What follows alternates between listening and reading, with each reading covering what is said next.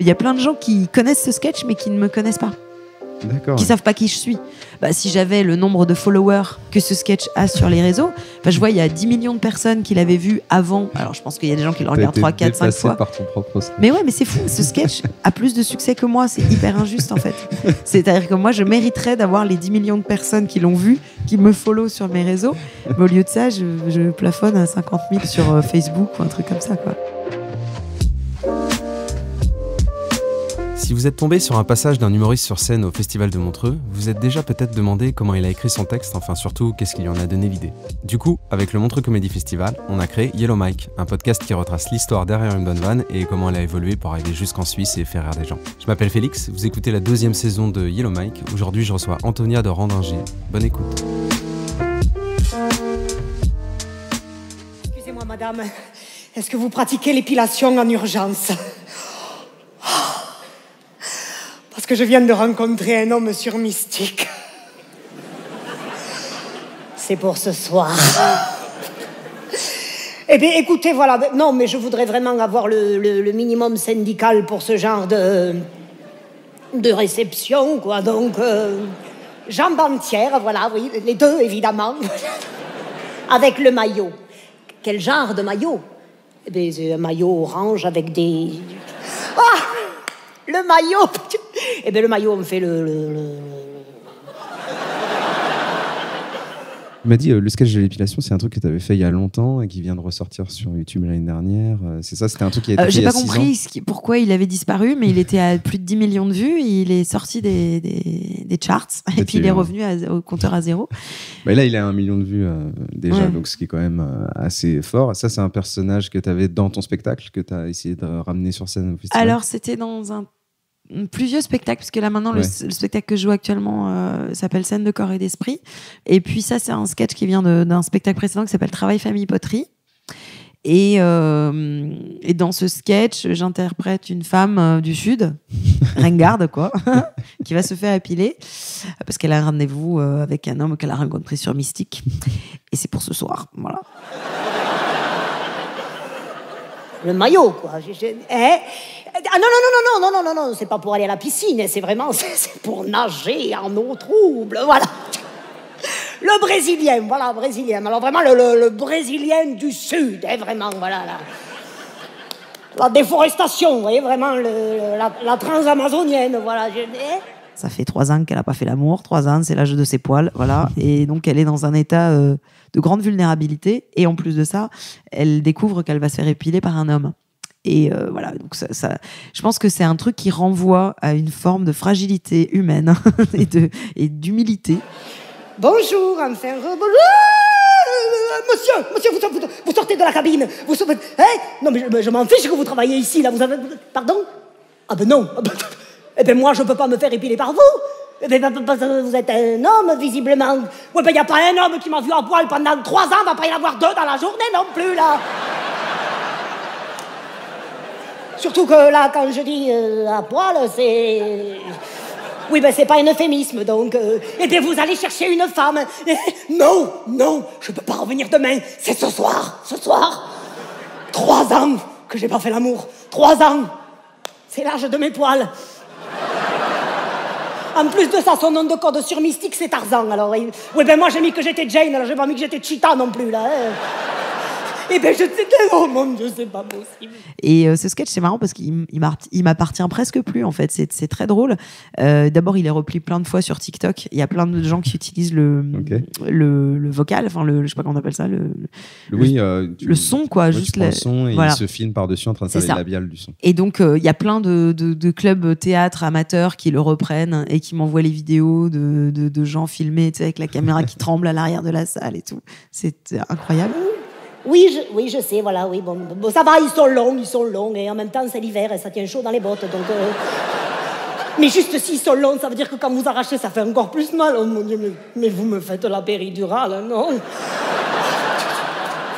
Oui, je vais me détendre, Oh, que je suis détendue. Et le mieux que j'ai eu avec ce sketch-là, c'est carrément une fois des gens à Toulouse qui sont venus me voir à la fin d'un zénith. que je faisais. J'étais pas toute seule, évidemment, mais c'était un zénith organisé, je sais plus, par les Chevaliers du Fiel ou un truc dans ce genre.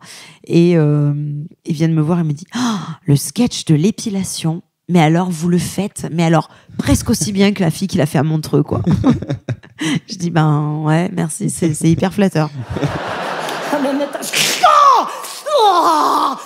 Vous avez pas dit 1, 2, 3. Et puis vous dites 1, 2, 3, comme ça je me conditionne psychologiquement. C'est impeccable, hein. Ah non, mais attendez, moi j'avais oublié la couleur de ma peau. C'est incroyable, regardez, ça fait le petit cochon avec le petit sanglier, le petit cochon avec le petit... Et en même temps, c'est hyper flatteur de voir que, tu vois, même tu parlais de TikTok et tu parlais de comédien de théâtre, donc ça veut dire que toute génération confondue, les gens reprennent ce truc. Et ça, c'est hyper flatteur quand même, tu vois, non? Ah oui, non, mais je boude pas mon plaisir. Je boude pas mon plaisir. Et ce passage, il a été construit, parce qu'il est quand même van, hein, c'est quand même ouais. très, tu vois. Ouais. Il est très efficace. Pas mal, il est très efficace. Et ça, si tu l'as construit impro. Comment? D'accord. Une impro.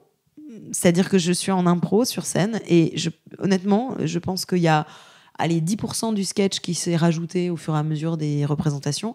Mais le sketch tel qu'il est sur scène, je pourrais rechercher dans les rushs que j'avais dérushés il y a 10 ans. C'est le sketch que j'ai joué en impro, mot pour mot, avec même la fin.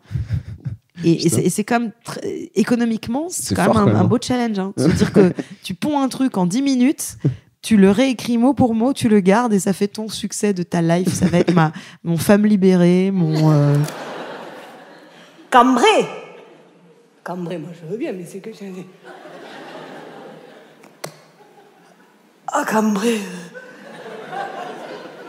quoi. Oh, c'est un cauchemar.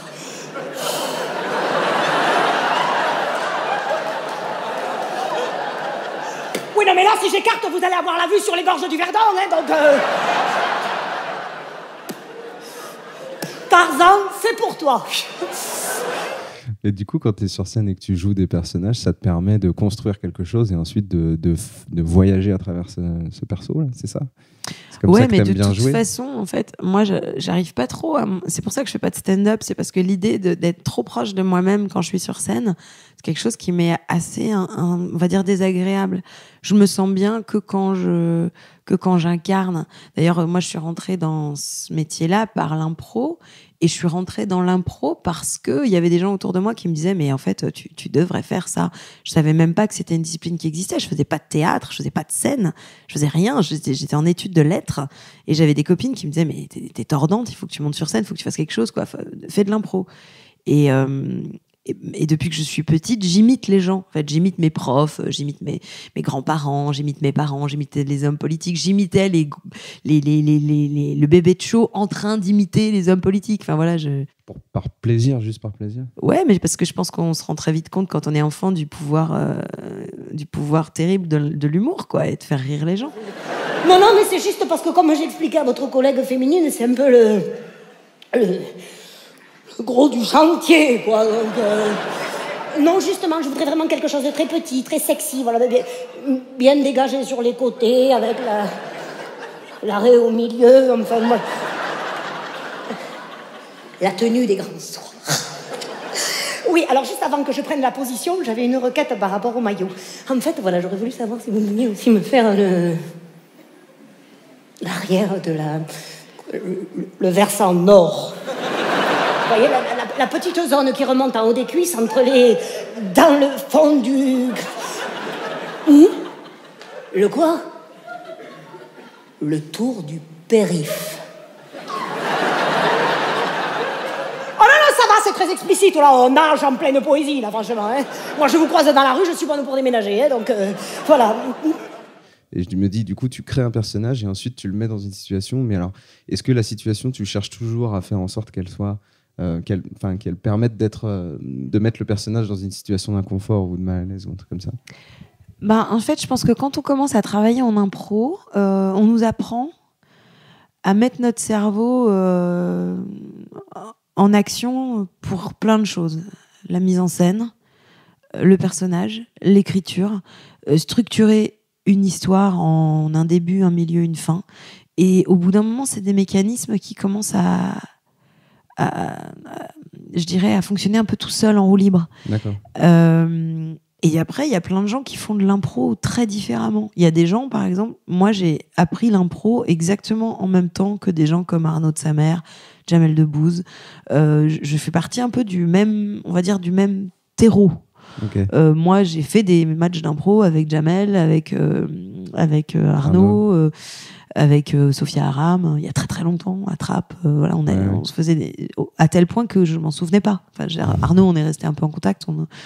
On est plutôt proches, je vais dire. Mais les autres, c'est des gens qui m'ont dit, mais tu te souviens qu'on avait fait un match avec Jamel Debbouze à Trappes ? Non, je me souvenais pas. Voilà, donc. Vous avez gagné ? Non, ne sais plus. Je sais pas. Je me souviens plus. Non, je me souviens plus. J'ai pas trop de mémoire. Que je fasse la grenouille. Mais c'est vraiment indispensable. Je sais pas. Eh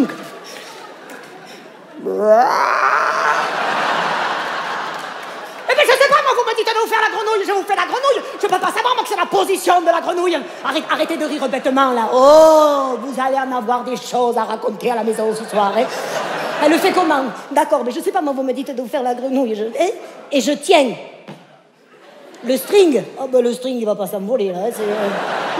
Vous mettez pas la main, je le fais moi-même, voilà. Et puis vous regardez de l'autre côté, là, pendant que vous passez la truelle, parce que j'ai pas envie que vous me regardiez le... T'aimes bien que tes personnages ils soient passifs d'une action ou actifs dans la... Tu vois ce que je veux dire ? Passif de la situation ou actif de la situation ? Eh ben, en fait, ça dépend. Par exemple, dans l'épilation, c'est vraiment un passif actif. Hein. C'est-à-dire qu'elle est vraiment maltraitée, la bonne femme, mais en même temps, elle est visuellement, il se passe beaucoup de choses. Et puis, bah, pareil, tu vois, je te disais, le personnage, il permet une truculence du langage. Souvent, les gens ils me disent c'est ringard le personnage, etc.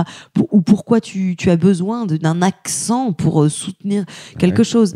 Mais en fait, concrètement, un accent, il donne une couleur, il donne un imaginaire, il est fleuri, il est râpeux, Oui, surtout quand il est subtil et qu'il vient chercher un type de personnage et pas non plus une catégorie de gens, enfin tu vois. C'est ça. Tu vas pas faire un accent chinois, enfin ça n'a aucun sens.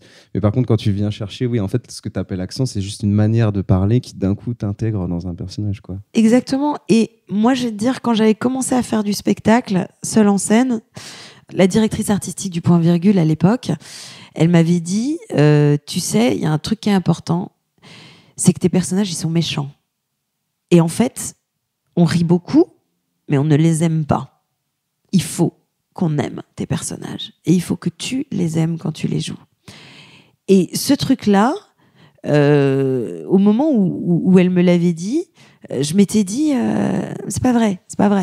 Et en fait, en y réfléchissant bien, je me disais, oui, ils sont d'une extrême méchanceté. Alors, tout ce qu'ils disent est relativement incisif et drôle, mais finalement, on les aime pas parce qu'ils n'ont pas de fêlure, ils n'ont pas d'humanité. Ils ont ce côté tellement violent que ça en devient désagréable et presque gênant. Donc maintenant, à chaque fois que j'écris, je me dis, quand tu fais un personnage, quand tu fais un accent, de la bienveillance, il faut qu'on aime les gens que tu joues. Et il faut pas que tu te moques des gens que tu joues. Et du coup, c'est vrai que maintenant, je pense que avec l'expérience, je me dis qu'à chaque fois que j'écris un personnage, à chaque fois qu'il prend vie, il faut qu'il y ait en lui une dose d'humanité et de bienveillance qui fait qu'on lui pardonne. Voilà, on lui pardonne sa méchanceté. Je joue beaucoup de vieilles. Je joue des vieilles qui sont racistes, homophobes, et qui finalement ont en elles à chaque fois une petite dose d'humanité, de gentillesse, de douceur qui fait qu'on leur pardonne. On leur pardonne parce que c'est leur temps, parce que c'est leur époque, parce que c'est leur milieu, parce que voilà, c'est pas des méchantes personnes, c'est juste des personnes humaines et qu'on a tous en nous un peu de noirceur, un peu de petitesse, de bassesse, comme ça. Par contre, vous faites attention avec la température, parce que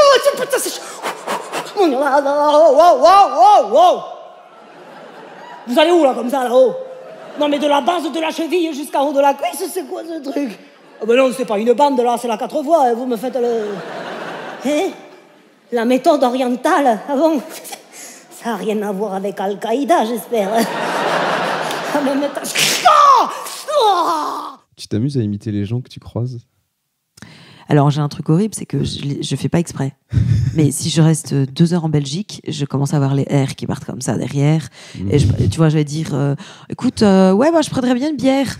Et je vais dire, je pars avec Manon Le Pomme, je bois 2 bières avec Manon Le Pomme, je parle comme Manon Le Pomme, je gueule, je suis là, putain, fais chier, enculé. T'as vu ça? Ils nous ont fait chier avec la Covid, les enculés. Voilà, je parlais comme ça, alors que je reste 2 heures avec Manon. Ça, c'est ce que, pour moi, c'est un peu ce truc, moi, c'est ce que j'appelle caméléon. Hein. Ouais. Et en fait, c'est jamais de la méchanceté. Et ça m'arrive aussi d'avoir, tu sais, quand j'ai interviewé des Québécois, des fois, je vais avoir un espèce de truc où je me dis, putain, c'est bizarre. Et j'ai peur, tu sais, qu'on se dise, mais ils vont penser que je me moque d'eux, tu vois. Et en fait, non, c'est pas du tout. Je pense que c'est un truc de caméléon. Je pense qu'en fait, t'aimes tellement les gens que t'as envie de t'adapter aux gens qui sont en face de toi. Quoi. Mais on le fait tous. C'est fou. On le fait tous. C'est un truc d'éthologie de base. C'est-à-dire que tu regardes un bébé, il te regarde, il va ouvrir grand les yeux, tu fronces les sourcils, il va froncer les sourcils. Je pense qu'on a cette espèce d'empathie qui fait que pour s'intégrer au groupe, on a tendance naturellement à prendre les codes du groupe. Moi, je vais pas du tout m'habiller de la même manière selon les groupes avec lesquels je vais être. Ouais. Parce que j'ai ce côté de vouloir m'intégrer, etc. Et de toute façon, on sait tous qu'on ne s'adresse pas de la même manière à une administration qu'à ses parents, que dans notre manière de parler, on passe notre temps à switcher. La voix, c'est hyper intéressant. Tu vas voir ta voix quand tu parles à des gens que tu connais ou quand tu appelles une administration. Quand tu appelles une administration et que tu es dans ton droit, ouais. Et quand tu appelles une administration et qui était dans le rôle du dominé, tu vas dire « Oui, bonjour. Alors écoutez, je vous appelle parce que ça fait 3 mois que je reçois des documents et j'aimerais juste attirer votre attention sur le fait que... » Voilà. Et si tu appelles la même administration parce que tu dois leur demander « Oui, bonjour, Madame de Randinger au téléphone. Alors je vous appelle parce que je viens de me rendre compte que j'avais oublié une échéance qui m'a été signalée. » Ça peut être la même personne que t'appelles. Tout d'un coup, t'es une espèce de petite merde, alors que 3 heures avant, t'étais Cléopâtre. Quoi, et pour te projeter un peu dans ces personnages-là, comme tu viens de me le faire là, juste maintenant, c'est juste un truc de... T'y crois? En fait, tu te mets en mode... tu crois au personnage et tu glisses dedans. Mais non, mais j'y crois pas. Je ne suis plus moi-même. C'est-à-dire que moi, quand je monte sur scène, à tel point que de temps en temps, quand il y a je vais prendre un personnage que je joue depuis je sais pas combien de temps, et tout d'un coup, ce personnage, il va rajouter quelque chose. Dans l'absolu, je me dis, le sketch, il est écrit, il fonctionne. Pourquoi je rajoute un truc? Mais je rajoute un truc parce que le personnage rajoute un truc. Et tout d'un coup, le personnage va rajouter une connerie, et cette connerie va rester. Parce que je me dis, bah ouais, ça a marché, donc c'est drôle. Et deux, et... Mais vous avez pris de la viande, là!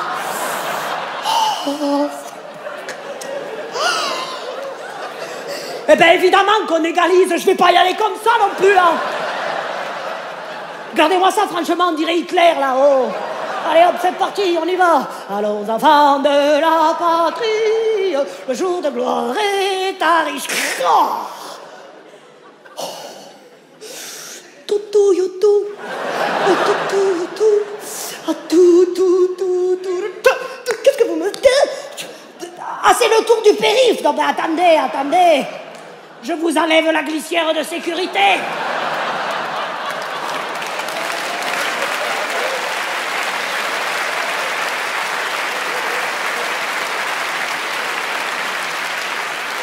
Vous pouvez y aller franco, il n'y a pas de radar, hein, donc... 1, 2... Oh! Ah oui, non, mais là, je me suis fait flasher. Oh, mon Dieu. Non, c'est magnifique, hein, bon... à part les petits boutons partout, mais enfin, bon, j'imagine que ça va partir d'ici... demain. Mais si ce soir, je passe à la casserole... J'en connais un, il va bouffer de la poule au pot. Moi, j'adore aller voir du stand-up. Je découvre plein de trucs. Puis j'essaie d'être un peu curieuse quand même ces derniers temps. Donc, je regarde un petit peu sur Netflix. J'ai découvert des gens que je connaissais pas. Je me souviens même plus des noms. Enfin, je suis allée regarder des... Mais ça t'attire pas en jeu, quoi. Ben, c'est qu'en fait, il y a tellement de gens qui le font mieux que moi. J'arriverais vraiment avec une espèce de truc pas propre, pas fini, pas bien. Alors que moi, quand j'incarne des personnages, mon processus créatif, c'est le suivant.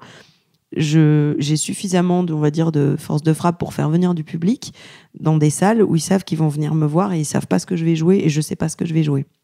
Donc, je fais de l'impro. Ah, tu seul, fais encore de l'impro en solo? maintenant? Ah ouais, j'en fais toujours beaucoup, okay. ouais. Donc je fais de l'impro en solo avec on va dire un maître de jeu, un espèce de directeur artistique sur scène qui sait à peu près ce que j'ai envie de dire dans le spectacle, ou en tout cas, soit des thématiques, soit des personnages que j'ai envie de faire intervenir parce qu'ils m'attirent, ou parce que je les ai jamais joués, ou parce que je les joue bien et que je sais qu'ils vont dire des trucs marrants. Et on sollicite le public pour alimenter un peu, on va dire, la substantifique moelle du spectacle.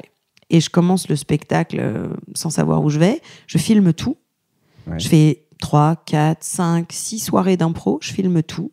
Je me retrouve avec une 40aine de sketchs d'impro que je dérush. J'écris tout ce que j'ai dit, toutes les conneries. Même les trucs qui n'ont pas super bien marché, je les écris pour garder une trace. Et après ça, je sélectionne dans ces sketchs-là ceux qui me semblent exploitables et je les retravaille.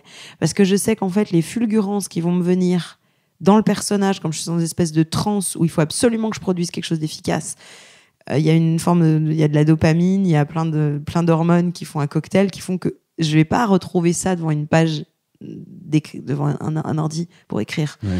Et comme j'écris seule, j'ai besoin de cette espèce de coup de shoot, quoi, sur scène. Ouais. Et c'est ça qui me sert. Et en fait, du coup, je sais que ça, je l'aurais pas en stand-up.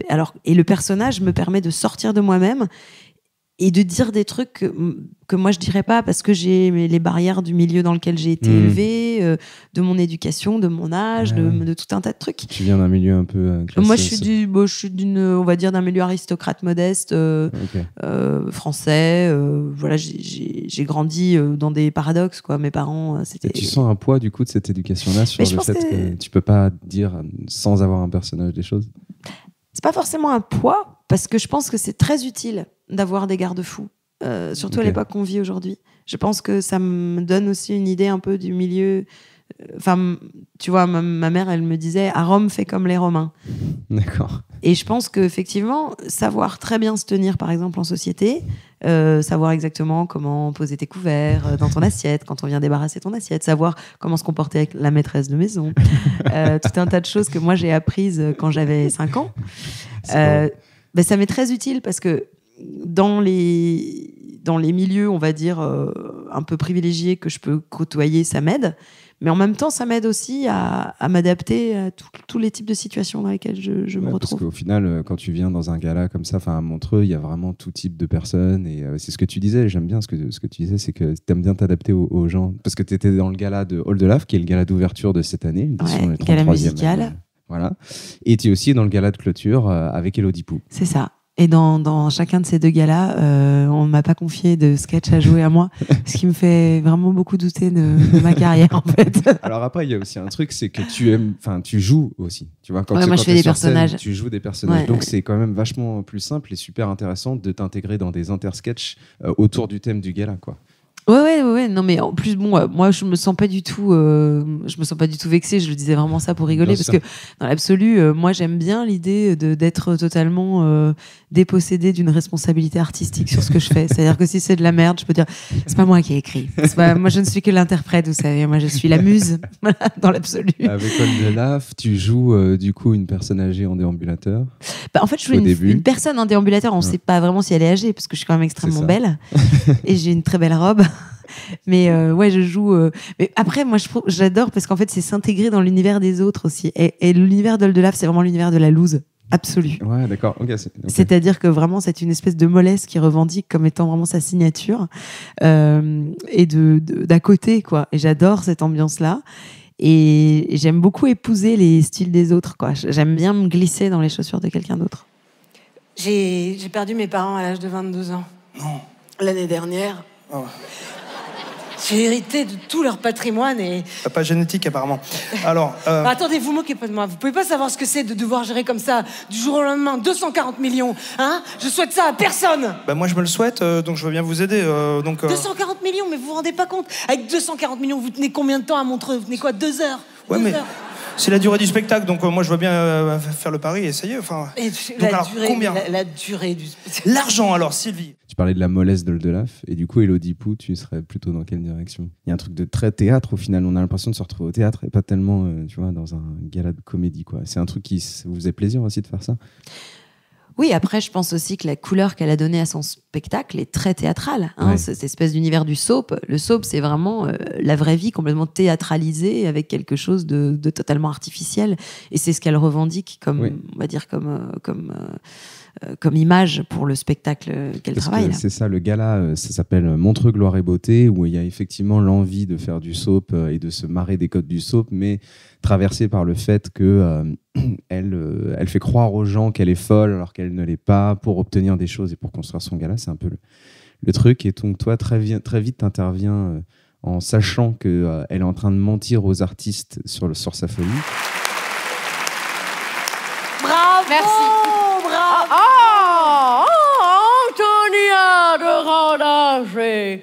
Vous savez, très Ça cher... va, arrête ton char. J'ai entendu depuis les coulisses, mais tu fais semblant.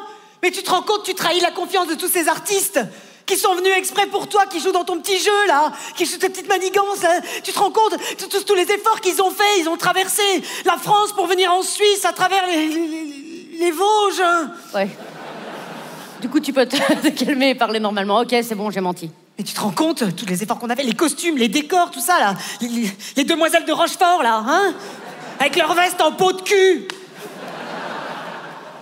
Pourquoi t'as fait ça?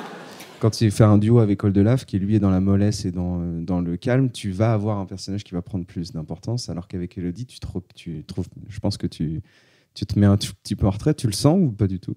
Alors, je le sens pas forcément, mais en même temps, c'est une logique qui est assez, on va dire, assez classique, celle du clown blanc et de l'Auguste, du dominant-dominé. Quand on est sur scène, il y a souvent, quand on travaille en impro notamment, ce travail qu'on fait du dominant-dominé. Et souvent, d'ailleurs, ce qui est intéressant, c'est de renverser la tendance sur un sketch. C'est-à-dire de faire en sorte que le dominant devienne dominé, le dominé perd son statut. Je sais pas, dans la vraie vie, toi, par exemple, qu'est-ce qui t'est arrivé de ouf cette semaine? Oui, non, moi, je suis un très mauvais exemple parce que moi, forcément, il m'arrive toujours des tas de trucs. Par exemple, Ah ouais? lundi, je suis allée chez mon esthéticienne et attends, c'était fermé. Parce qu'en fait, j'avais complètement zappé que le lundi, c'est tout le temps fermé. Parce qu'en fait, le samedi, elle termine très tard. Parce qu'elle doit nettoyer les appareils, les appareils à raclette avec lesquels elle fait les machins. Et du coup, j'avais zappé. Mais alors, du coup, j'avais noté en plus dans mon agenda que j'avais bien noté que c'était le lundi. Voilà. Et je l'ai zappé parce que c'est la vie de star, quoi. Tu vois. Voilà, du coup, c'est chiant. C'est chiant. C'est chiant, on dirait un discours de Pécresse. Et moi, après, je m'adapte aussi en fonction de ma place dans un gala, tu vois, de ma place dans une scène. Et là, hier, entre ce qu'on a répété et ce que j'ai joué, il y avait un gap énorme déjà. Parce que quand tu répètes dans une forme de vulnérabilité qui est le texte, les placements, la mécanique du sketch, et une fois que tu es sur scène et que le public est là, il y a une troisième donnée qui rentre en compte, c'est s'amuser, faire rire. Et forcément... Moi, dans ces moments-là, j'ai atteint, on va dire, pas forcément une expérience, mais en tout cas une maturité qui me permet de me dire ma chérie, si t'es ici, il faut quand même que tu te marres. Donc jusqu'à présent, ça a été sérieux, on bosse, on écoute, on essaie de se placer, etc. On rajoute 2-3 vannes s'il faut.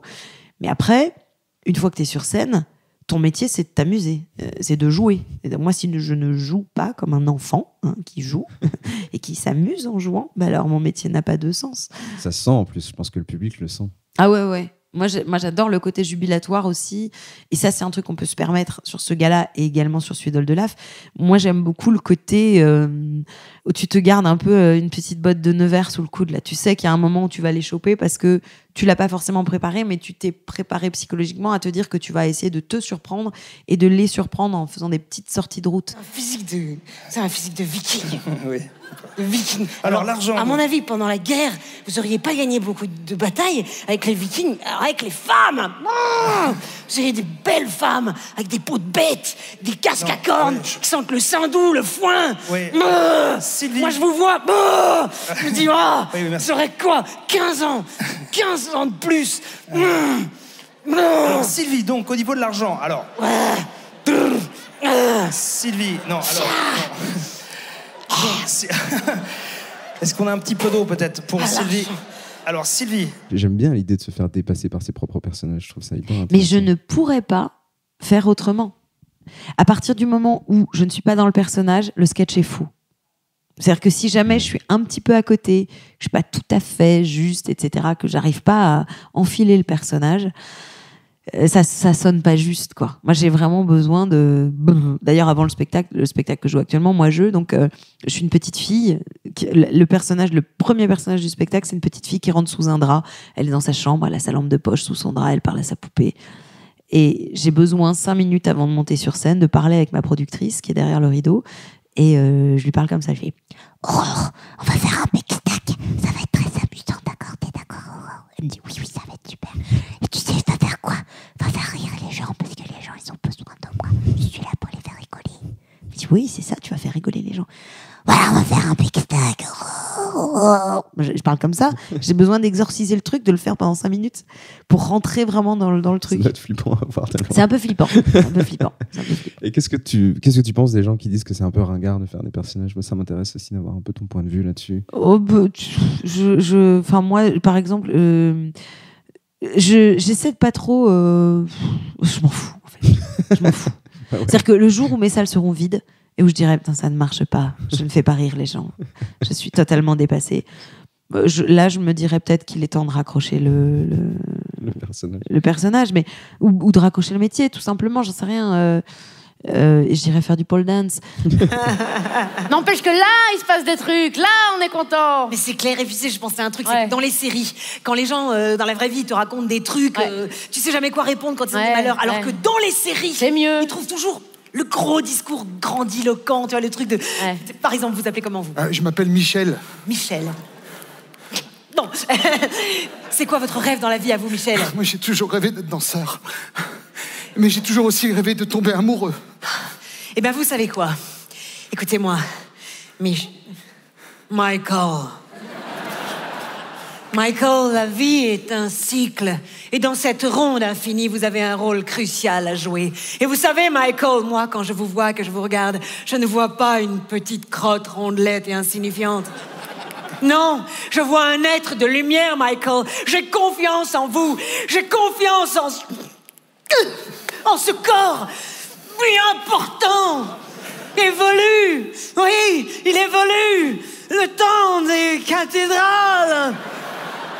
Oui, Michael.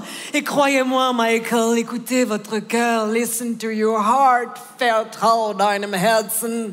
Michael. Parce que je suis sûre que ce soir, dans la salle, il y a au moins une femme dont le cœur palpite, les tétons pointent et la culotte est légèrement mouillée. Quand elle regarde ça, Michael, elle est là, cette femme. Elle est là. Alléluia! Alléluia! Alléluia! Alléluia! Et elle va se lever. Et elle va crier. Oui, elle va crier. Moi, je veux cette âme. C'est pas ce soir. Mais ce sera une autre fois, Michael, parce que moi, je suis sûre qu'après l'accouchement, une petite épisiotomie, vous réussirez à nouveau à faire le grand écart facial. Peut-être même à voir votre bite. Merci beaucoup, Antonia. Je voudrais finir le podcast avec quelque chose que je fais avec chaque artiste. C'est j'aime bien leur demander un passage ou un artiste qui serait passé à Montreux pour finir cette interview. Alors, un seul. Il faut que je fouille dans ce que j'ai vu de Montreux. Ça peut être aussi quelqu'un que t'aimes. Moi, je suis assez fan de Laura Domange. J'aime beaucoup ce que fait Laura. Et je trouve qu'elle apporte quelque chose de super pétillant et de solaire quand elle est sur scène. Je suis allée voir son spectacle à la Nouvelle Scène qui s'appelle Bonne nuit de merde. Et j'aime beaucoup cette fille. Voilà. Donc, je trouve qu'elle est très créative. Dans Piquante, là, les petites vidéos qu'elle faisait sur Teva sont super chouettes. Et elle, justement, elle manie à la fois le stand-up et le personnage. Et ça, je trouve ça vraiment chouette. Parfait, alors. Merci beaucoup. Merci à toi. C'était cool, Félix.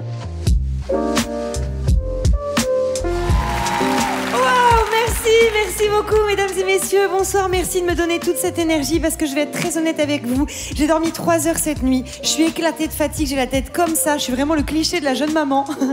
Le problème, c'est que j'ai pas d'enfant. Mais avoir ma tête sans maquillage, je peux vous jurer, ça fait plusieurs mois qu'elle fait passer nuit, ma pitchoune. Mesdames et messieurs, je suis insomniaque. Voilà, je vous le dis parce que sinon je sais que vous l'auriez pas remarqué. Ça va, Toulouse ?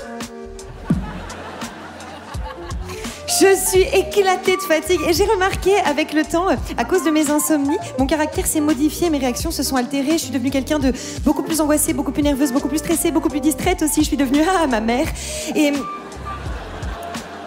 du coup, j'ai fait des trucs pour mieux dormir. J'ai arrêté les excitants, j'ai arrêté de fumer.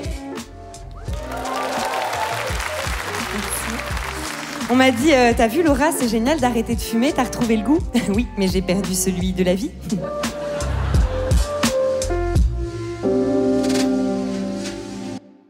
Merci beaucoup d'avoir écouté ce podcast jusqu'au bout. Si l'artiste que vous venez d'écouter vous a plu, sachez qu'il passe certainement sur scène pas très loin de chez vous bientôt. Donc profitez-en pour aller le voir en vrai. C'est quand même vachement plus sympa que de l'écouter en podcast.